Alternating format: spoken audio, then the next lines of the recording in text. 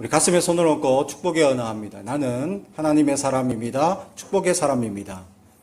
나는 하나님의 사람입니다. 축복의 사람입니다. 아멘. 자신에게 늘 이렇게 긍정적으로 축복하시기 바랍니다. 우리의 삶에 은혜나 긍정이 넘치지 않을 때가 있습니다. 부정적이고 연약한 일들이 생길 때가 있습니다. 그래서 인생을 이야기할 때는 극단적인 표현을 쓴다면 전쟁과 같다라는 것이죠. 경쟁하고 아픔이 있고 분쟁하고 분노하고 싸우고 또 이상기후로 아직까지 덥고 나라들은 21세기가 넘어가는데도 불구하고 전쟁을 하는 세계 속의 상황들 속에 보면 인생은 아직도 전쟁 중에 있다라는 것입니다. 그런 전쟁 속에서 사람들은 절망하고 실망하고 좌절합니다. 실제로 전쟁을 한 군인들 속에서는 외상후 스트레스 장애라는 PTSD를 경험하게 됩니다. 심각한 공포나 우울증, 환영이나 대인 기피, 해리 현상, 의식이 단절되는 이 해리 현상, 또 충동 조절 장애, 기억력 저하, 인지 장애 등을 경험하게 됩니다. 연구에 따르면 이 충동적인 사건들을 경험할 수 있다고 합니다. 꼭 전쟁이 아니라도 일평생에 한 50에서 60%의 사람들이 극단적인 상황을 경험하게 되는데 이 극단적인 상황을 경험할 때 이 질병이 PTSD라는 질병이 나타나는 사람들이 몇 프로가 되냐? 6.7%가 된다고 합니다. 어떤 사람은 나타나고 어떤 사람은 나타나지 않더라. 한국 남자들은 대부분 군대를 갑니다. 그래서 군대를 가면 대부분 제가 군대 생활을 했을 때만 해도 폭언과 폭행이 아주 난무하던 시절이었습니다. 이렇게 얘기하면 나는 더 맞았습니다 하시는 분들이 간혹 있더라고요. 제가 군대에 있을 때 잠수함이 침투해가지고 난리가 났던 때였습니다. 김일성이 죽었습니다. 또 김일성이 죽고 나니까 어떻게 됩니까? 전 부대가 난리가 났습니다. 제가 김일성하고 원수가 진 사람입니다. 왜? 김일성 때문에 일주일 군생을 더 했습니다. 말년인데 제대가 코앞이었는데 김일성 때문에 제대가 멈춘 거예요. 왜? 전쟁이 날 수도 있으니까 제대하는 사람 멈춘 겁니다. 일주일 대기 더. 따로 의무실에 그 말년 병정들만 따로 모아가지고 그냥 밥만 먹여주는 거예요. 아무것도 안 해. 일주일 동안 군생을 더 했습니다. 내가 평생에 김일성하고 관계가 되어질 줄을 생각지도 못했는데 나타나더라. 제가 이 얘기를 하니까 어느 장로님은 나는 한 달 더 했다. 왜? 북한에서 도끼 만행 사건이 일어났던 시절이라 나는 한 달 더 했다. 일주일이면 작은 줄 아세요. 이렇게 얘기하시던 장로님의 얘기를 듣습니다. 24시간 긴장해야 되고 폭언과 폭행이 난무하는 그런 군생활 가운데 처해 있을 때 어떤 친구들은 PTSD를 겪을 수도 있다라는 것입니다. 여자들의 경우들은 또 다르죠. 아이를 낳는 과정 가운데 몸의 변화와 출산의 극심한 고통 때문에 또 우울증이나 이런 정신적인 스트레스를 받을 수 있다라는 거죠. 저희 첫째 만날 때만 해도 제 아내가 24시간 병원에서 상고를 알았습니다. 그때 무통 이 주사가 10만 원이었는데 24년 전에 10만 원이 없어서 그냥 고통을 24시간 다 당해라 하고 내버려뒀던 아주 나쁜 남편입니다. 그 고통, 그죠? 하늘이 노래져야 애가 나온다 하는 그 고통을 24시간 겪었으니 얼마나 힘들겠느냐. 근데 끝내 순산하지 못하고 결국은 수술했습니다. 24시간 앓으니까 애가 심장박동이 이상해진다. 의사가 순산을 시켜 유도를 했는데 안 된다. 결국 수술을 해서 나왔죠. 그래서 엄마를 가장 힘들게 하는 큰딸이 되고 있습니다. 이처럼 여성들은 이 아이를 낳는 가정 가운데서 또 출산하고 아이를 양육하는 가정 가운데서 우울증을 경험하게 됩니다. 정신적인 스트레스 때문이죠. 전쟁과 같은 생활들이 계속 다가오고 있다는 겁니다. 직장에서는 상사의 눈치를 봐야 되고 또 직장 속에 경쟁을 하면서 점점 우리는 피폐해지는 감정을 느끼고 있다라는 것이죠. 이때 어떤 사람들은 강한 정신력으로 이 모든 어려움과 문제들을 대부분은 견뎌내고 이겨냅니다. 하지만 극심한 일부의 사람들 6.7%는 우울증이나 또 질병에 노출되는 사람들이 생겨나기 시작합니다. 이런 정신적인 고통과 이런 싸움들 속에서 이겨내지 못하고 쓰러지고 좌절하는 사람들이 있다. 현대의학에 와서는 우울증이 50% 정도 사람들이 지나갈 수 있다라고 얘기합니다. 여러분도 알 수 없는 그 순간에 우울증이 지나갔을 수도 있습니다. 어느 날 갑자기 생활이 저조해지고 의욕이 상실하고 식욕도 상실하고 여러 가지 하려고 하는 의지도 없고 수면 장애가 생기고 잠을 자지 못하는 것과 많이 자는 현상들 두 개 다 문제가 있다라는 증거이죠. 이처럼 우리는 알지 못하는 이런 장애들을 우리도 모르게 지나가며 살아갑니다. 생활이 일상이 전쟁이기 때문입니다. 이러한 전쟁에 살아가는 우리를 향해서 오늘 사도 바울은 디모데에게 또 싸우라고 얘기합니다. 근데 선한 싸움을 하라고 말씀합니다. 핍박과 환난이 주어지는 어려움 속에서 싸우라고 말씀하고 있다라는 사실입니다. 그러나 오늘 본문은 일반적인 싸움이 아니라 영적인 싸움을 의미하고 있다라는 사실이죠. C.S. 루이스는 언젠가 사람들은 마귀에 대해 다음에 두 가지 중 한 가지 잘못을 범하고 있는데 그것은 마귀에 대해 도에 지나친 관심을 쏟거나 마귀의 존재 자체를 아예 무시해버리는 것이라고 말한 적이 있다. 그는 단지 악이라는 단어, 영어로 evil이라는 단어 속에 D라는 단어를 붙이면 devil, 마귀가 되고 있다. 라는 사실만큼 잊지 말았으면 좋겠다. 악의 존재를 부인하는 사람은 거의 없다. 그리고 많은 사람이 악의 근원은 마귀라고 믿고 있다. 라고 C.S. 루이스는 얘기하고 있습니다. 사탄의 역사가 우리를 전쟁에 휘말리도록 우리를 이끈다라는 사실이에요. 그래서 주님의 기도는 우리를 미혹에 빠지지 말게 해달라고 주님께서 기도하고 있다라는 사실이죠. 이처럼 미혹에 빠질 상황이 너무나 많기 때문입니다. 현실이 어렵고 물질이 없으면 눈물 나고 괴로운 이 사실 속에 우리는 날마다 싸움을 하고 있습니다. 그런데 여기에 사도 바울은 선한 싸움을 싸우라고 싸우는데 영적인 싸움에 있어서 그냥 싸우는 게 아니라 선함의 단계를 좀 더 높이라고 말씀하고 있다라는 사실입니다. 다시 말하면 우리의 모든 삶에 있어서 선함이라는 증거가 나타나야 한다. 오늘 12절 믿음의 선한 싸움을 싸우라 영생을 취하라 이를 위하여 내가 부르심을 받았고 많은 증인 앞에서 선한 증거를 하였도다. 아멘. 사도 바울은 많은 사람들 앞에서 선하다 라는 증거가 있다는 겁니다. 그러니까 너도 그런 증거가 있어야 한다. 다시 말하면 쉽게 말하면요. 사람들에게 당신은 참 착합니다. 라고 인정을 받아요. 자, 부부로 앉았으면 부인과 남편에게 당신은 참 착합니다. 옆 사람에게 당신은 참 선합니다. 라고 한번 칭찬해 보시기 바랍니다.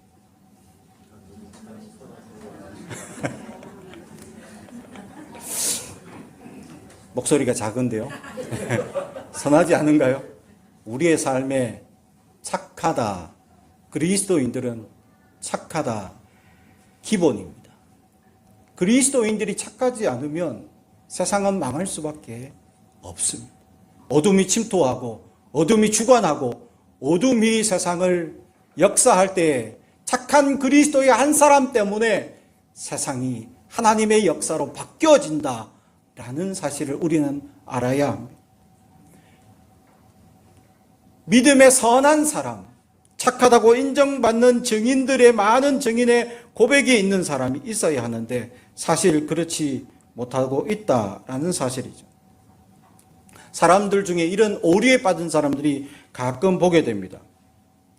그 사람들은 자기가 항상 생각이나 말이 옳다는 겁니다. 그런데 그 사람을 돌아보면 옳은 말을 잘하고 참 맞는 말을 잘하는데 착하지 않다. 이게 문제입니다. 옳은 말하고 이 맞는 말을 하는 사람이 왜 착하지 않을까? TV에서 보면 김창옥 강사라는 분이 나와서 얘기할 때가 있습니다. 혹시 보셨나요? 예. 부인들 중에서 가장 살기 싫은 부인은 누굽니까? 라는 질문을 했는데 대부분의 남자들이 말을 기분 나쁘게 하는 부인이라. 맞는 말인데, 옳은 말인데 말을 기분 나쁘게 던지는 부인들 있죠. 남편들은 반응 없고 가만히 있을 때 부인들이 잔소리할 때 맞는 말 맞아요. 옳은 말 하는데 기분 나쁘게 하면 이거 힘들다는 거. 우리는 어떻습니까?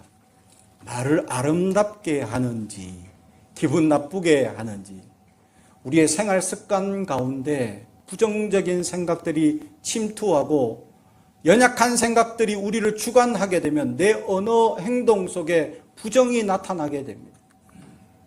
맞는 말, 좋은 말 하는 것이, 옳은 말 하는 것이 중요한 게 아니라 기분 나쁘게 하는 게 문제가 되고 있다. 그래서 사람이 선한 사람이 되지 못하는 증거가 나타나죠. 그리스도인들은 옳다고 진리가 아닙니다. 옳다고 사람을 기분 좋게 해주는 것이 아닙니다. 좋은 말, 선한 말로 사람을 축복하고 세워주는 말을 할 때에 은혜를 누리고 행복한 삶을 누릴 수 있다라는 사실이죠.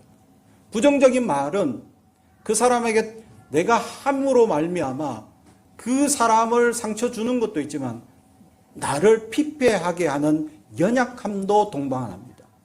그래서 더 나를 피폐하게 만들고 더 나약한 존재로 만들어가고 있다라는 사실을 알아야 돼요. 좋은 말, 옳은 말을 하더라도 그 사람을 기분 좋게 할 수 있는 말로 바꿀 수 있는 지혜가 우리에게 있어야 한다. 다시 말해 우리의 말과 행동에 모든 것이 선해야 된다라는 사실입니다. 선하다는 기준을 가지고 우리는 묵상하며 살아야 한다라는 사실이죠. 전인격적으로 우리는 착함이 배어 있어야 합니다. 우리의 온 삶에 착함이 묻어나지 않는다면 우리는 진정한 그리스도인이라고 자부할 수 없습니다. 우리는 이 착함 속에 온몸을 몸부림치며 살 수 있어야 하는데 왜 기분 나쁜 말을 하게 되는지 이유도 있습니다. 분명히 부인들도, 그죠? 남편이 말을 안 듣거나 부족하거나, 그죠? 불만이 표출되는 현상이 옳은 말을 하지만 기분 나쁘게 하기 때문입니다. 분노가 우리를 사로잡게 되면 어떤 현상이 되느냐? 켈빈 밀러의 신학교수이자 목회자는 생활 속의 영적인 싸움의 이야기라는 책 속에서 헬라어에는 분노를 의미하는 단어가 두 가지 있는데 하나는 로마서 2장 8절에 나오는 투모스라는 단어이고 다른 하나는 오르게라는 말인데 전자는 변덕스럽기 짝이 없고 비이성적인 사탄과 인간의 분노를 일으키는 것이며 후자는 악에 대하여 하나님이 보이시는 변치 않는 분노를 가리킵니다. 하나님의 분노는 오직 사탄을 향해 고정되어져 있다라는 사실이죠. 우리의 분노는 어디에 고정되어져 있습니까? 말 안 듣는 남편에게, 말 안 듣는 자식에게, 또 세상에 우리의 마음에 들지 않는 그런 정치, 경제, 문화 속에 내 분노가 향해 있습니까? 오직 분노는 사탄에게만 향할 수 있어야 합니다. 사람에게는 오직 선함만이 우리에게 있어야 할 줄로 믿습니다. 사랑하는 성도 여러분, 우리가 우리 안에 선함이 없어지고 있지는 아니합니까? 세상에 일어나는 수많은 현상들을 자꾸 듣고 습득하고 우리가 보다 보면 나도 모르게 세상의 부정이 나를 주관하고 있다는 사실을 깨달아야 합니다. 자각해야 합니다. 세상의 부정이 나를 주관하지 못하도록 하나님의 선한 성품으로 우리는 오늘도 날마다 기도하며 선함이 나를 주관하여 달라고 주님께 부르짖고 나아갈 수 있어야 한다라는 사실이죠. 착한 그리스도인으로 산다는 것은 쉽지 않습니다. 한 번 더 생각해야 되기 때문에. 내 생활 습관을 바꾸려 하면, 언어적, 행동적 습관을 바꾸기 위해서는 한 번 더 멈추고 생각해야 하기 때문이죠. 그러면 평소에 나왔던 생활 습관이 바뀌어지고 점점 행동의 변화가 나타날 수 있습니다. 그래서 이게 힘듭니다. 그렇게 바꿀 수 있는 순간순간들마다 힘들기 때문입니다. 또 착한 그리스도인으로 산다는 것 자체는 세상 사람들에게 쉽게 먹힐 수 있는 먹이이기 때문이죠. 손해 봐야 하고 알고 속아주고 이해해주고 양보하고 헌신하며 살아가는 선함이 우리한테 나타나야 하기 때문입니다.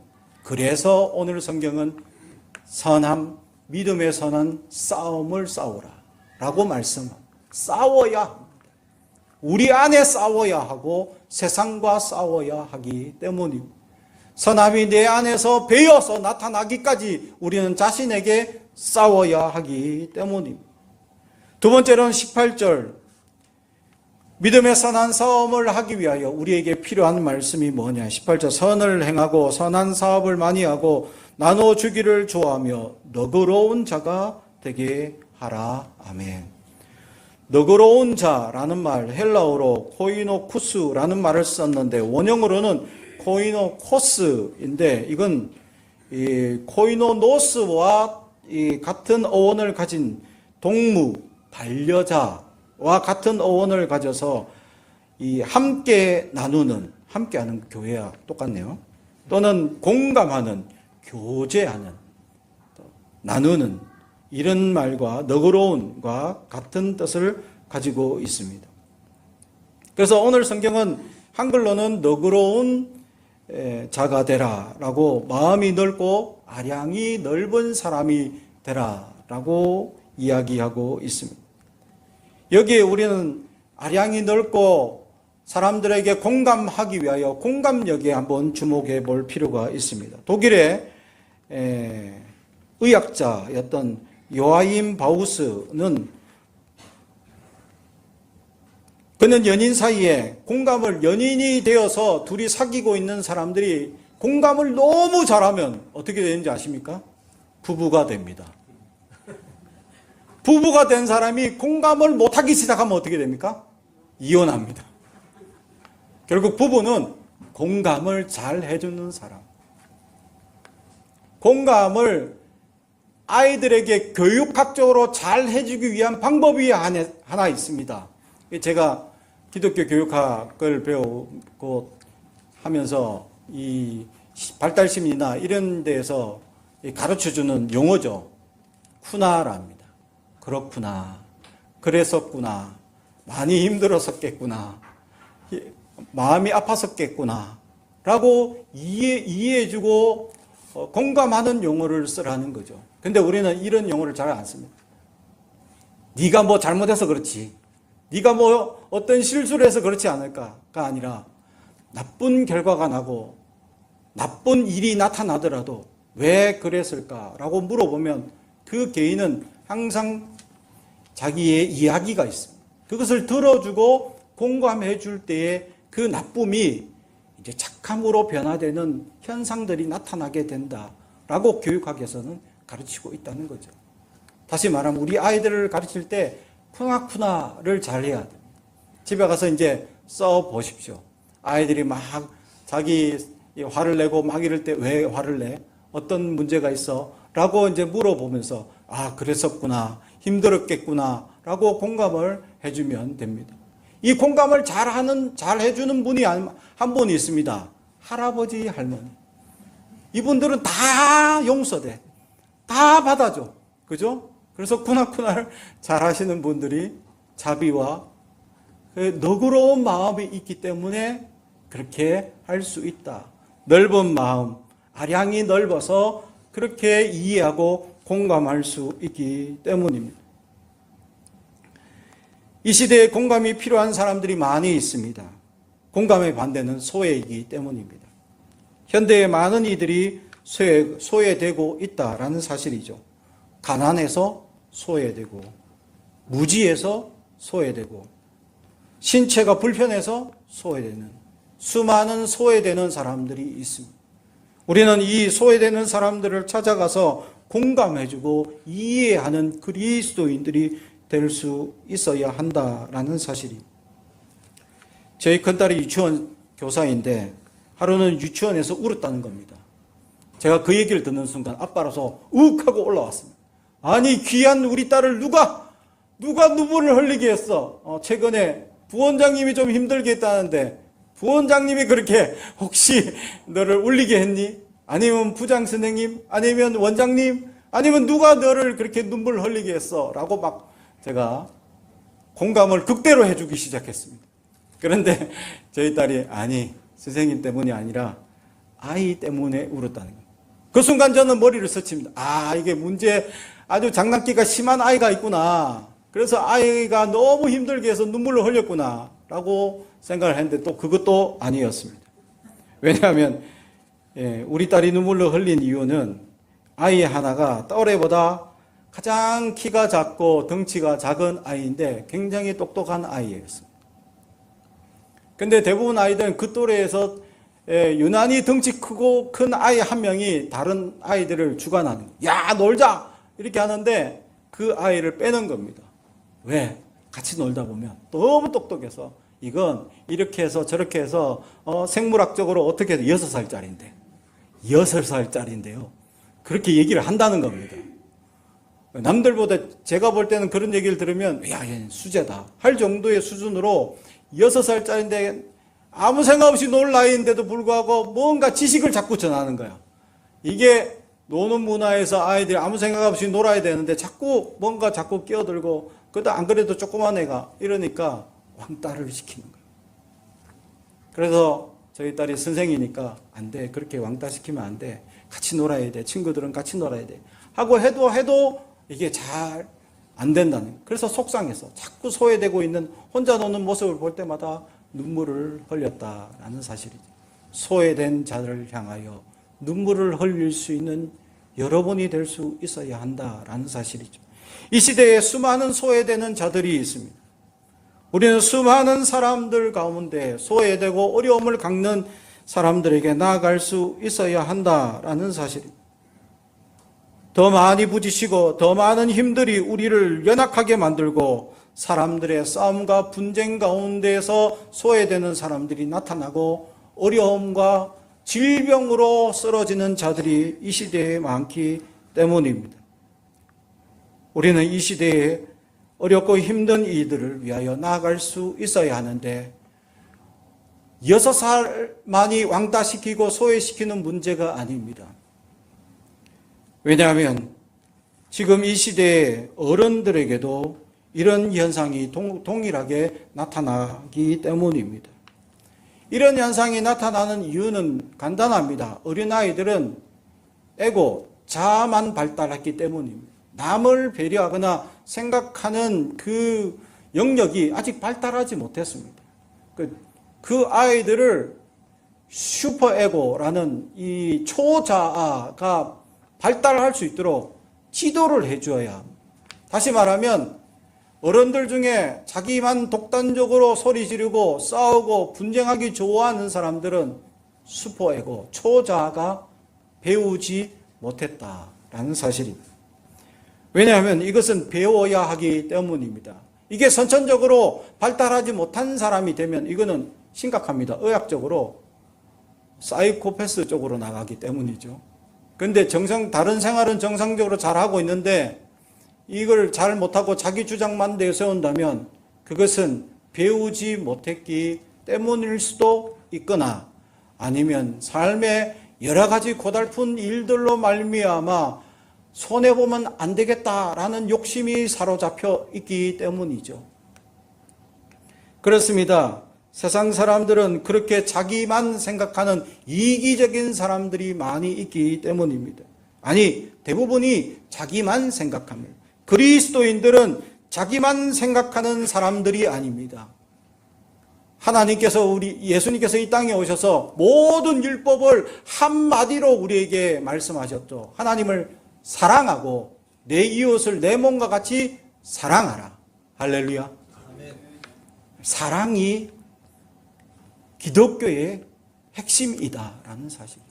그러므로 우리는 사랑하고 서로 섬기며 이해하고 바라보며 양보하고 착함이 배어 있고 너그러운 아량으로 바라볼 수 있어야 하는데, 사람들은 속좁고 끊임없이 우리를 바보로 여겨서 괴롭히고 힘들게 하더라도 우리는 견디며 나아갈 수 있어야 합니다. 왜냐하면 정답이 오늘 있기 때문입니다.